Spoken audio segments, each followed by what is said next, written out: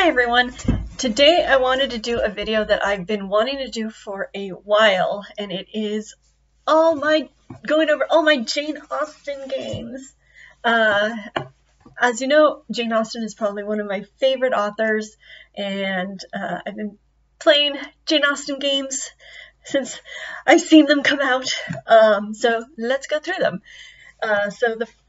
There's some, I'm going to have the ones that I like best at the end, and then I'll go through the ones that I haven't played that much before.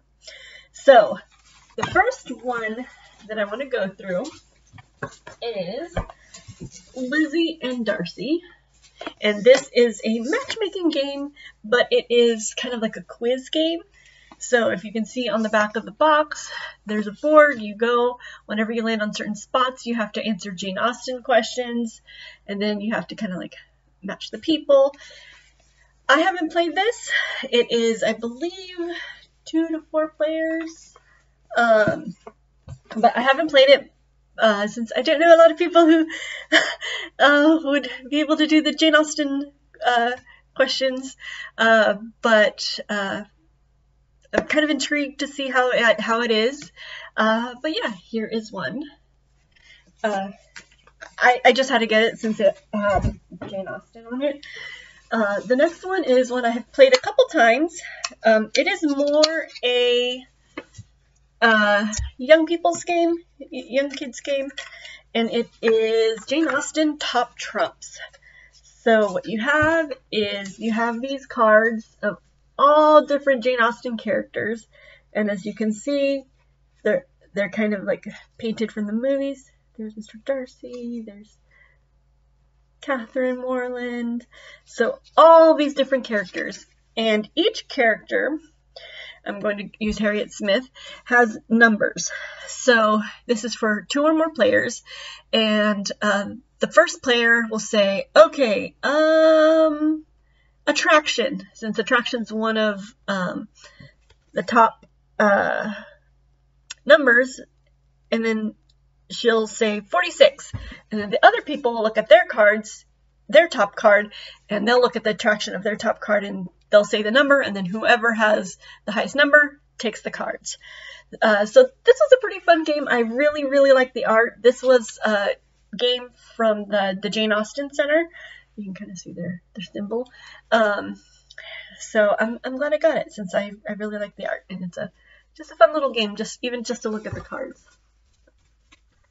So the next game is one I think I've only played like 2-3 times, but it is Jane Austen Matchmaker. It says a game for 2 to 4 players, but there is a solo mode called Marrying the Bennets. So I actually printed that out and then put it in here to make it kind of like a solo mode.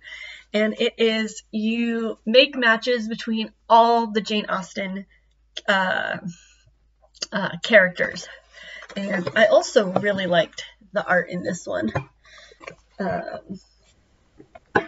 me see if I can show you. So they're all, as you can see, they're all gentlemen and ladies. And here's Lucy Steele, and then you make matches by who you think has the best numbers around here. So one person will say, hey, I propose a match between Lucy Steele and, let's see, this guy, Captain Benwick. And then they'll look at the numbers, and then one of the people will say, yes, I want to do it, or no, I don't want to do it. And then whoever has the most points of cards at the end wins. So this was a fun game. There are also other cards that you can play, so like matchmaker cards, like, ooh, I force you to make this match, or I force you not to take this match, things like that. So that's pretty fun.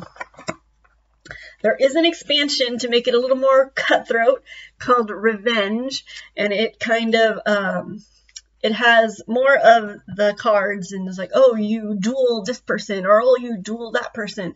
You have to take this. And there's also several more characters, like Sydney and Charlotte from Sanditon, that they added in here. So I just added the expansion in the box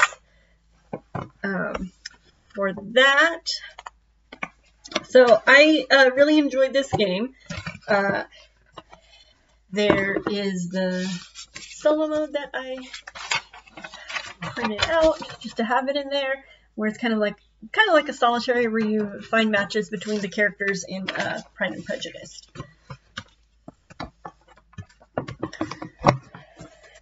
So that was that game. And the last two games are probably some of my favorite, and that I have played a lot of times. And one of them, which I'll do last, is one that I've played so many times, and every time we have like a lot of guests over, we will play this game. But the first one is Marrying Mr. Darcy. So this is a game people have probably seen. It is for 2 or more players. In the game, you take the character of one of the Bennet sisters, and you try to shape her character and shape the character to attract one of the eligible men. And then in the second round is the proposal, and then you see if all your work has paid off, if the person will marry you. This is a really fun game. It's a card game. But the fun thing about this one is that it can be cutthroat. So there is, you can pull up a card and say, it says, you go through the mud to visit your sister. So just kind of like what Elizabeth did in Pride and Prejudice. Lose 2 points in this area. So then you lose 2 points in one of the areas that you wanted to improve your character. Or you say something not nice about your sister's bonnet. And then you choose a person to lose 2 points in the area of beauty. And then the writing on the cards is really witty. There's parts where it's like, you get offended by someone saying your complexion is very sallow. So just things like that. So this one was very fun. So if you have a group, this is probably good with a group of maybe like 3-4 people. To take on different characters. It's a really fun one. And they also have an expansion of Emma. So in the expansion, there are the characters from Emma. There are cards that kind of depict the circumstances that happen in Emma. And this is more cutthroat than the Marrying Mr. Darcy Pride and Prejudice one. You do need the base game to play this. But there are cards where, just because Emma in the book is more conniving, some of the cards here are more conniving. So you can play a card to like, you play this card and this person cannot accept a proposal from this person. Or you play this card and you encourage this person to accept a proposal from this person. So kind of like the little intricacies from Emma. So I really like that they did that. And the last game, which I really like, these 2 top ones I just really enjoy. I wish there was a solo mode for Polite Society. So in this game, you are putting on a dinner for the characters of Jane Austen. And